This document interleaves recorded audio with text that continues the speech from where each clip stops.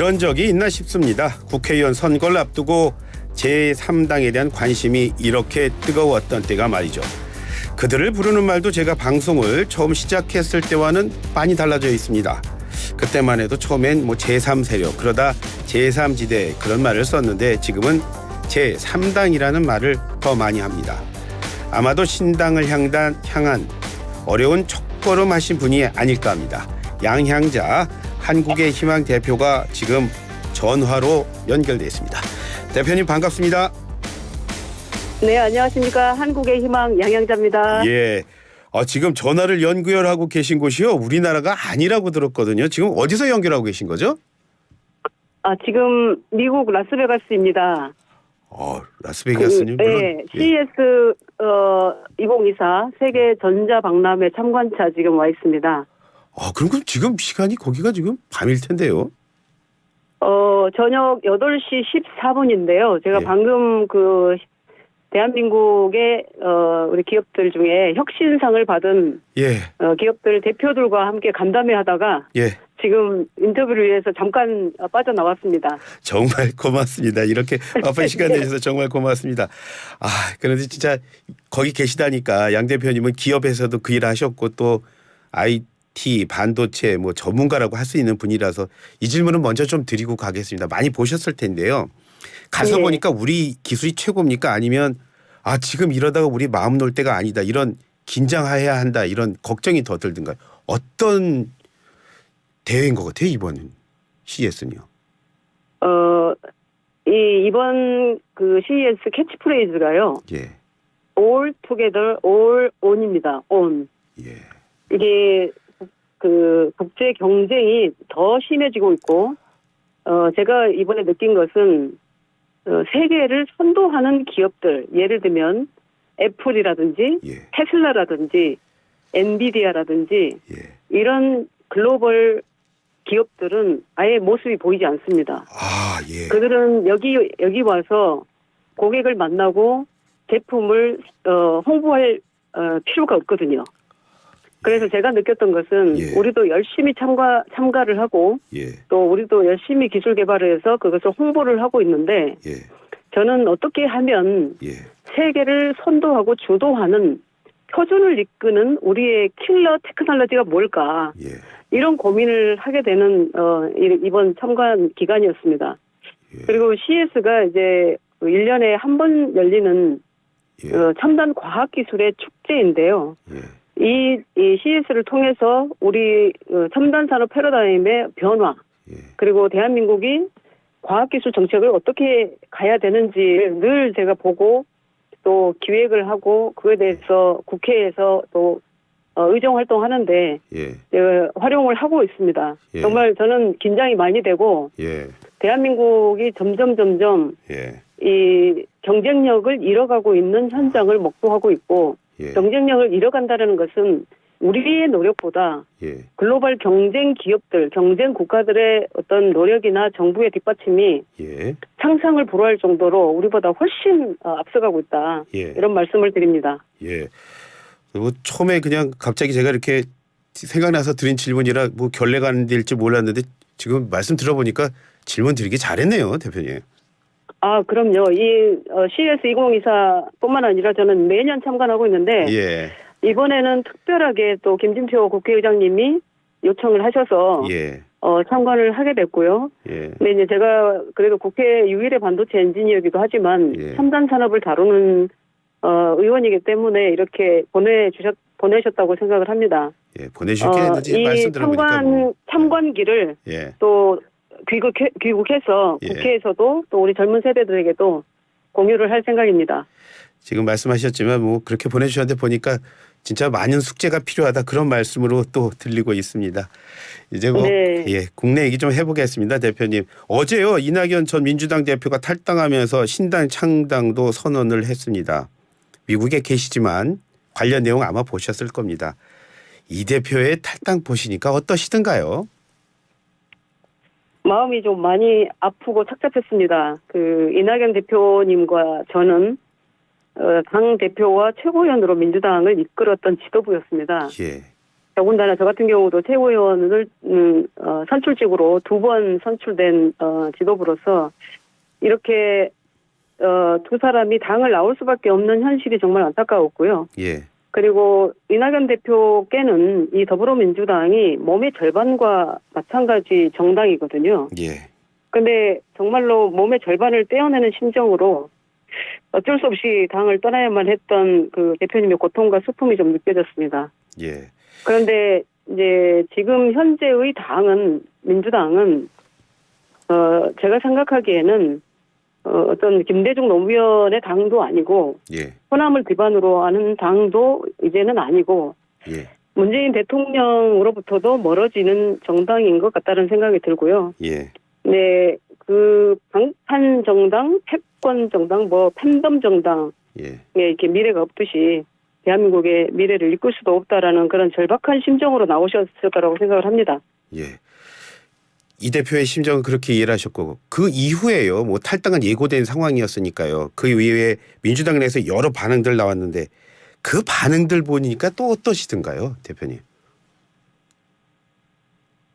저는 그 친명 세력이 현재의 한국 정치에서 가장 명분이 없는 정치 집단이라는 생각이고요. 왜 그러냐면 예. 세 가지가 그 이유가 세 가지가 있는데 첫 번째 친명은 이재명 대표의 방탄을 위한 일종의 사병 집단에 불과해 보입니다. 예. 그리고 두 번째가 친명이 국민의 보편적 복리에 기여하지 않고요. 오직 자신들의 이익만 챙기려는 마치 이권 공동체에 불과해 보입니다. 세 번째가 이 친명이 젊은 미래 세대를 소위 그 586, 86 세대로 불리는 기성 세대를 위해서 희생시키려고 하는 어떤 구태 세력에 불과하다. 예. 이런 생각이 많이 들고 그런 인식이 있죠.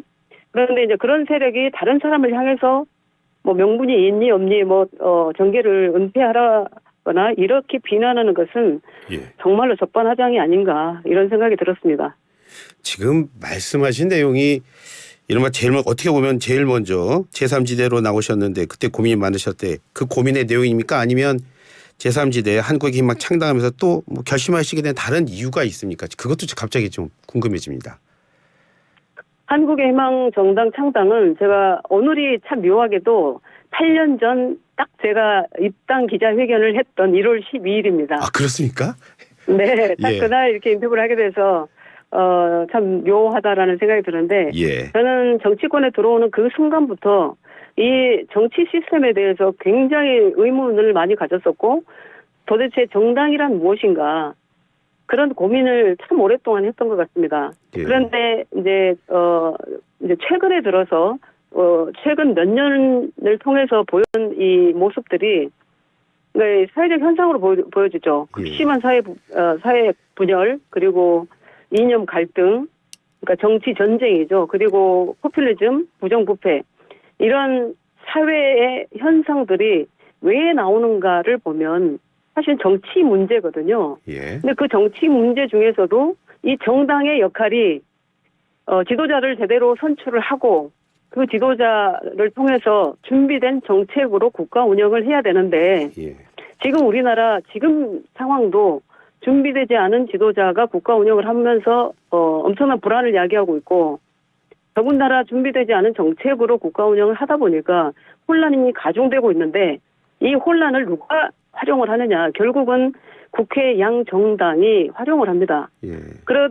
이 활용하면서 이 갈등을 유발하고 있는데 이 갈등 유발로 인한 이 사회적 비용이 천문학적이라고 저는 보여집니다. 예. 그런데 이 천문학적 비용 때문에 우리가 미래를 준비할 수 있는 예산을 책정할 수가 없는 거죠. 예. 이번에 제가 CG에서 와서도 정말 많은 분들한테 이 절박한 목소리를 들었는데 예. 오늘 그 전국에 어떤 그 참가했던 과학기술인 또 대학 교수님들 또 젊은 세대들이 예. 도대체 R&D 예산 삭감을 이렇게 하는 정부가 어딨냐 이렇게 엄청난 이 불만의 소리를 내는 거 보고 깜짝 놀랐고요. 예. 그리고 우리나라가 대한민국이 도대체 어떤 비전을 가지고 어떤 나라를 만들고자 하는지 도대체 알 수가 없다. 우리 기업들은 이렇게 글로벌 전쟁터에서 이렇게 뛰고 있는데 도대체 국내에서는 이 정치적 갈등을 계속해서 일으키고 지원도 안 되고 이런 상황을 언제 해결할 수 있느냐 그러면 이 이번 총선에서 해결해야 되는데 그 총선을 앞두고 급조한 정당이 아니라 이 갑자기 출연한 정당이 아니라 졸속으로 만드는 그런 정당이 아니라 저는 지난 4년 동안 이 정당을 제대로 만들어야 되겠다고 생각을 했고 제대로 정치 지도자를 배출할 수 있는 시스템을 만들어야 되겠다. 그것을 서울 콜로키움이라는 정치 학교를 통해서 시스템을 만들었고요. 그 시스템의 유무가 국가 수준입니다. 거기에 지난 10년간 이렇게 숙성된 이 정부 국가 운영을 할 수 있는 정책을 준비했던 우리 한국의 희망입니다. 그랬기 때문에 이준석 대표라는 분이 가장 먼저 우리의 그런 준비된 정당의 모습을 보고 특히 이제 어떤 정책에 있어서는 무조건 따르겠다 이런 얘기를 할 정도로 한국의 희망이 준비되었다는 말씀을 드리고요. 다만 이제 국민들께서 원하시는 것은 이제 세력화가 아니라 어떤 가치로 어떤 비전으로 어떤 새로운 아젠다로 국민들을 설득할 수 있느냐 그런 정당이 있느냐인 것 같습니다. 그 조금 전에 말씀하실 때 그 정당의 현실 말씀도 하시고 또 우리 한국 정치의 현실도 말씀하셔서 갑자기 이 질문 좀 한번 드려보겠습니다. 이낙연 전 대표 나가시면서요. 많은 얘기 들으시던데 그 가운데 좀 비난을 하시는 분 가운데서는 이른바 비명계란 분들도 있고 또 이낙연계로 분류되는 분들도 있더라고요. 그건 어떻게 보십니까? 여보세요? 네, 그건 어떻게 보세요? 그건 어떻게 생각하냐고요? 우리의 정치의 지금 현 상황을 보면 이렇게 이 진영 대결 또 정치의 전쟁 상황을 그러니까 해결해야 하는 큰 과제가 우리 앞에 놓여 있지 않습니까? 그런 상황에서 지금의 두 정당으로는 그것이 불가능하다라고 국민들도 다 인정하고 계시는 겁니다. 그래서 이 악순환의 구조를 균열이라도 내고자 하는 분들이 바로 한국의 희망인 저를 포함해서 금태섭 의원, 이준석 대표 또 이낙연 대표 이런 분들인데 그 집단 안에서 안주하고 자신의 이익을 생각하는 분들이 이런 분들한테 정말 균열이라도 내고자 몸부림치는 이런 분들한테 무슨 비난을 하고 그런 것은 스스로 가슴에 손을 얹고 생각을 해보시면 알 것 같아요. 대표님께서 그 말씀하셔서 죄송합니다만 대표님이 잘 안 들리시는 것 같아서요. 제가 평소보다 좀 목소리를 좀 크게 하겠습니다. 그래도 좀 이해해 주시고 들어주십시오. 대표님 여론조사 결과 하나 보고 가겠습니다. 이낙연 신당을 바라보는 호남 민심을 한번 살펴본 건데요. 자, 뉴스토마토가 여론조사기관 미디어토마토에 의뢰해서 지난 6일부터 이틀 동안 전국 성인 남녀 1,006명을 대상으로 실시한 여론조사입니다. 조사는 그 휴대전화 가상번호 활용한 무선 ARS 방식이었고 자세한 내용 중앙여론조사심의위 홈페이지 참고하시면 됩니다. 자, 대표님 이 조사를 해봤더니요. 이준석 신당이 지지하겠다가 5.7%, 이낙연 신당 지지하겠다가 4.3%였는데요. 특히 이낙연 전 대표의 정치적 기반이라고 할 수 있는 호남에서 반대 여론이 68.4%로 가장 높았습니다. 자, 대표님 이렇게 호남의 분위기가 냉랭한데 이낙연 전 대표가 총선 남은 기간에 호남 여론 설득할 수 있다고 보십니까? 저는 제가 광주 서구를 지역구로 둔 의원이기 때문에 이 여론은 제가 느끼고 있었고 사실은 짐작을 하고 있었습니다. 그런데 지금 호남의 어떤 그 여론은 이 정권을 빨리 끝내자입니다. 심지어 모 당에서는 탄핵의 봄이라고 전 지역에다가 이렇게 프랜카드를 내걸 정도로 이 정권에 대한 비판 여론이 크기 때문에 이 정권에 맞서서 싸워달라는 어떤 민주당에 대한 바람이 있는데 그 바람에 맞서는 우리 이낙연 대표님에게 싸늘한 건 좀 당연한 것 같습니다. 그러나 지금 우리가 마주하고 있는 이 양당 정치의 폐해를 이번 총선에서 만약에 이것을 해결해 준다면 우리가 어떤 새로운 세력이 새로운 가치와 비전으로 이것을 해결해 주는 역할을 한다면 그것은 역사가 평가하리라고 보고 그 위대한 역사 앞에서는 호남인들은 항상 지지를 보내주셨거든요. 그래서 저는 그렇게 믿습니다. 힘든 건 맞다. 하지만 지금이 또 기회도 될 수 있다. 그런 말씀이신 겁니까? 그렇죠. 그러니까 이제 지금은 이 오래된 이런 그 선수만 바꿔가면서 20년 동안 우왕좌왕하는 이 정치를 이제는 끝내달라는 말씀드리기 때문에 그 끝내는 것은 두 가지가 돼야 되는데 두 가지 정도로 볼 수 있는데 지금 얘기하는 3당이 나와서 그게 가능하거나 아니면 제대로 된 정당의 출연으로 완전히 세력을 교체할 수 있는 그런 세력이 나온다면 가능해 보이고 한국의 희망은 보수와 진보와 보수의 그런 낡은 가치를 이제는 건너가자라는 캐치프레이즈를 했기 때문에 이제는 과거의 그런 구태에서 벗어나서 미래로 가자. 그리고 낡은 정치에서 정말로 이제 과학 정치로 가자. 그들만의 특권 정치가 아니라 정말로 서민들을 위한 실용 정치, 생활 정치로 가자라고 탄생된 게 한국의 희망이기 때문에 아마 국민들께서 이 부분을 사이트에 들어와서 확인하시게 되면 아마 폭발적으로 지지를 받게 되지 않을까라고 생각을 하고 있습니다. 그 살짝의 그 사이트 선전도 하시고 좋습니다. 네네. 어제 이준석 대표가 조금 전에 그 양 대표님이 이준석 대표 말해가지고요. YTN에 나와서 이런 말했어요. 자신과 양 대표님과의 차이는 한 1000개 정도 되고 이낙연 전 대표 차이는 뭐 한강 혹은 지중해가 될 수 있다라는 얘기를 이거는 이준석 전 대표 얘기입니다. 자 그렇다면 궁금한 건요. 양 대표님 역시도 이준석 전 대표의 차이를 1000개 정도로 생각하십니까? 아니면 더 짧은 강이 있다면 더 짧은 강입니까? 어떤 관계라고 보세요? 저는 창당의 비전이 사실은 세계를 주도하는 선도 국가가 되는 것입니다. 그 선도 국가가 어떻게 되느냐. 결국은 우리의 기술, 우리의 과학 기술로 된다라는 말씀을 드리면서 과학기술 패권 국가라는 어떤 우리의 비전을 이제 제시했는데 그것이 새로운 신산업에서 창출되는 일자리가 청년의 희망이고 미래고 그것이 복지라고 생각을 하거든요. 그런데 이런 우리의 어떤 비전과 우리의 가치에 이준석 대표가 100% 공감을 하고 함께 하겠다라고 얘기를 했었습니다. 그렇다 그러면 그 정치공학적 어떤 이합집산 합종연행 이런 세력 규합이 아니라 정말 우리가 가치를 내걸고 비전을 내걸고 함께 할 수 있다라고 본다면 저는 이준석 대표가 가장 가까이 와 있다. 이것을 저도 확인을 했습니다. 그 말씀이시라면 지금 같이 100%를 같이 한다고 했는데 그렇다면 곧 뭐 이준석 대표 개혁신당이랑 한국희망이 이렇게 합당할 거다 이렇게 봐도 되는 겁니까?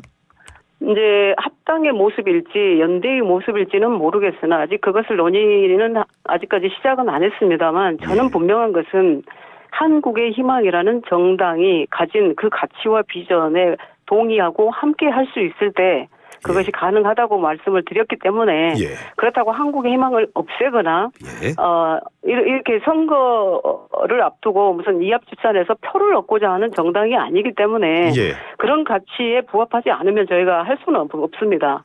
그런데 다행히도 저희가 그 준비했던 어떤 국가 운영을 위한 또 선거를 위한 정책이 가장 먼저 숙성된 정책이 준비가 됐고 그것으로 국가 운영을 해야 된다라는 그런 공감대가 있기 때문에 함께 할 것이고 더군다나 또 우리가 그 공천 후보가 정해지면 그 후보들을 1차적으로 교육시켜서 이렇게 출마시키는 시스템이 되어 있기 때문에 아마 그런 부분은 다 함께 할 수 있기 때문에 저는 그런 부분에 있어서 함께 할 생각이라면 저는 열어놓고 있습니다.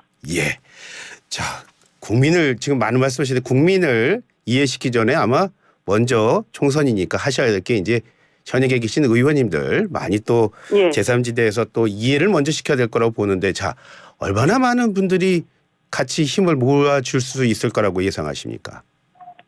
저는 이제 정말 국민들께서 지금의 정치 집단에게는 희망이 없다라는 말씀을 하셨는데 사실은 제가 폄훼하는 것이 아니라 단 한 분께도 제가 같이 하자고 얘기해 본 적이 없습니다. 왜냐하면 예. 정말로 가치와 비전과 우리 정당의 철학과 그리고 준비된 어떤 정책으로 승부를 해야지 누가 와서 같이 하면 표를 주고 누가 와서 같이 하면 표를 뭐 안 주고 이게 아니라고 저는 봤기 때문에 예. 우선 반명 세력이 우리가 새로운 선택지입니다 한다고 해서 그게 신뢰를 받을 수 있는 일은 아니라고 봤습니다. 예. 또한 반윤 세력이 우리가 새로운 선택지입니다. 이렇게 한다고 해도 저는 국민들께서 신뢰를 주시지 않을 거라고 확신을 했기 때문에 예.